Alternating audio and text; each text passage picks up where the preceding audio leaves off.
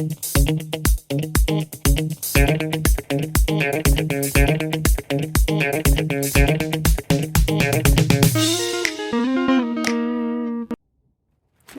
hi.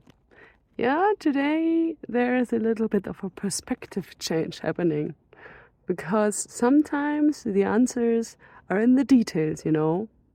Will it be the case for the next question? Let's see.